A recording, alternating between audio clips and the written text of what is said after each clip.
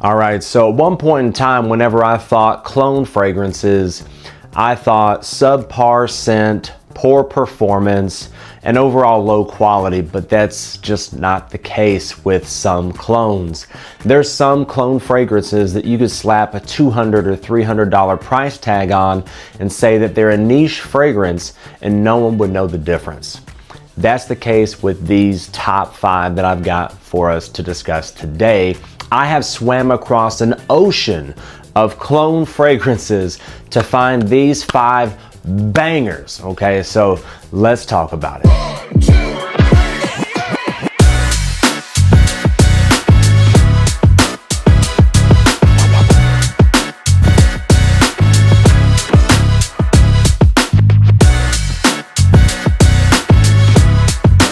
All right, welcome to Just Breathe Fragrances. On this show, we've experienced thousands of fragrances across every category to bring you honest, insightful, and unbiased reviews, interviews, and so much more to make sure you smell your absolute best in every moment that matters. So today, we've got our top 5 cologne fragrances in my entire collection. And this could have probably been a top 15 if I'm honest, but there's 3 that I wanted to give an honorable mention. We're not gonna dive too much into them, but we're gonna mention them, and they're really good, but they didn't make the top 5. But I'm gonna tell you, these top 5 cologne fragrances are all bangers. They are all beautiful. I would consider each one of them at least an 8 out of 10 fragrance, and they perform. So let's get into the honorable mentions. First of all, we've got Khamrah Qahwa Elixir. This is a really nice clone of a very popular fragrance, Jean Paul Gaultier Le Male Elixir, which I have that one. They actually smell very, very similar. The main difference is this one, as you see, the fingerprint magnet, which is Khamrah Qahwa Elixir, has a little bit more mint. This is a honey tobacco fragrance with some lavender, some nice sweetness. I would say this is probably a little bit youthful, but the Khamrah Qahwa version of this has a little bit more mint in it than the OG. In addition, we've got a clone of Roja Parfums Elysium called Imperium. It is a blatant ripoff of the bottle. This is a beautiful warm weather fragrance, gorgeous, full of all sorts, I can smell it, it's full of all sorts of citruses, some nice musk. And I'll tell you what, if you bought this one for $120, you wouldn't be mad. It doesn't have the greatest performance, meaning it's probably not going to last for 10 hours and fill a room, but it's beautiful for what it does. And the last honorable mention we've got is Lattafa's Atlas. Okay, so I'm not gonna spray this one, and I'll tell you why. Is because if I spray this, the entire studio will smell like this. Wow, this is a clone of Megamar. Golly. I can smell it through the glass. This is very strong. This has incredible longevity. This will last a 14-hour time period and fill a coliseum, okay? Be careful with this. What you're getting is ambergris, musk. You're getting a strong aquatic fragrance with musk. God bless it. I have worn this a couple times during the summer, and it smells incredible. You just probably don't want to smell it right up on skin. The sillage, the scent bubble, the scent trail that it creates is really nice. All right, so now that we've got the honorable mentions out of the way, let's get into the top 5 list. These are all bangers. And I'm actually gonna start with number 5. Number 5 isn't one that I reach for a lot, but I know it's very popular. I have people over at my house that smell fragrances all the time, and they tend to always like this one. This is a clone of Creed Aventus Absolute, which is Afnan Supremacy, the collector's edition. All of these are pretty inexpensive, by the way. Yeah, I should reach for this more often. This has great projection, phenomenal longevity. This will last all day long, 8-9 hours easy, and it leaves a great scent trail. Definitely, I wouldn't say a room filler per se, but depending on how you spray it would. Definitely projects an arm's length for sure. So it's pineapple and apple. So there's some fruitiness, right? And then you're getting a little bit of woodiness. I think that comes from birch. I'll put the notes on the screen.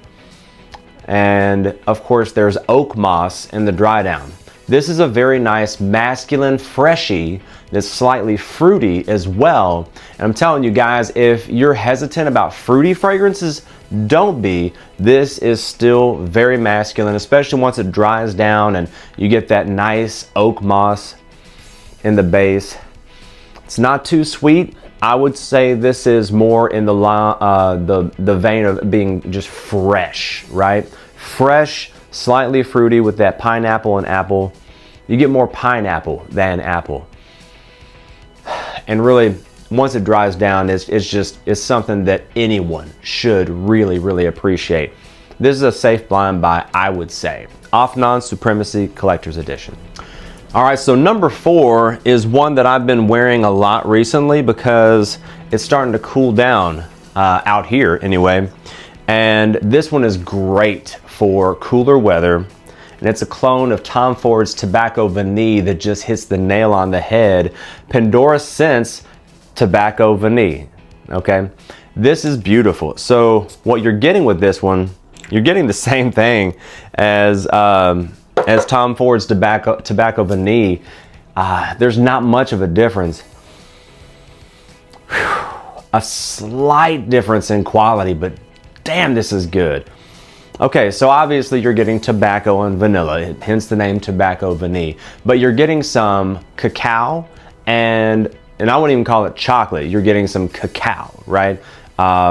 Almost like a dark chocolate, right? And you're getting some clove. I think the notes they list as spices, but it's clove and a touch of cinnamon. Yeah, some clove in there for sure. So you're getting a nice dry tobacco with a nice smooth vanilla, and that cacao mixed with that clove is beautiful. I wouldn't say this is masculine or feminine. This is perfectly unisex. If I had to say it was one or the other, it'd be masculine, but women can definitely wear this. This is gonna be one that I've already worn with a custom suit, a really nice outfit, but I've also worn it with a jeans and a t-shirt. I probably wouldn't wear this in the office necessarily, but it's safe to go to a formal event.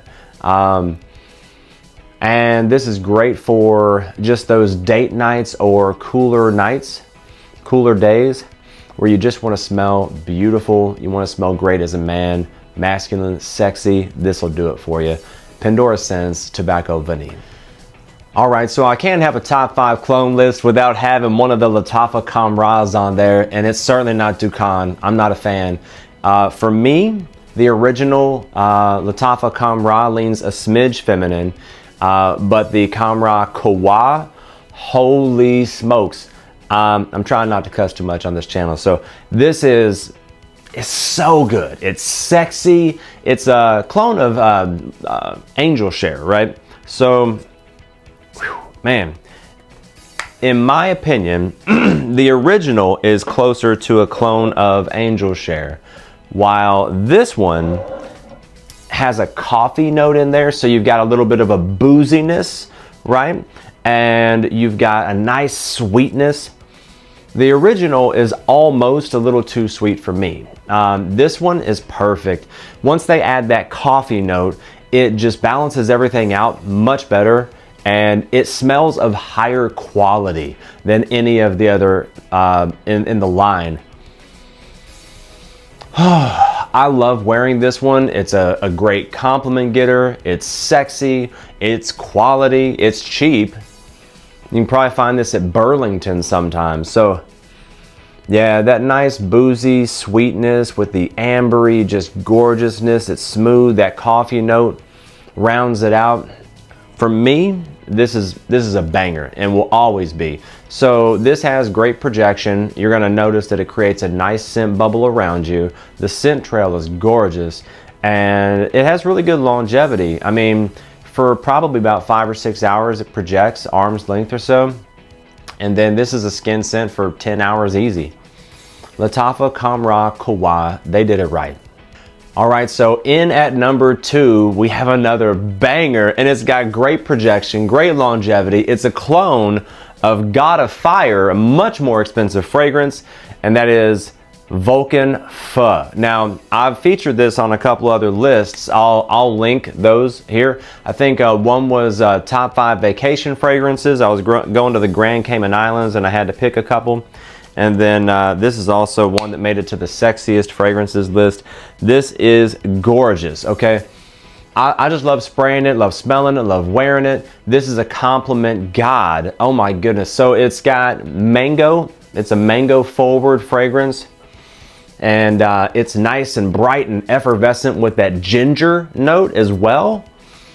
Oh man, and it's just so smooth and well formulated. So I would say this is a fresh, fruity, mango forward fragrance with a nice bright ginger note.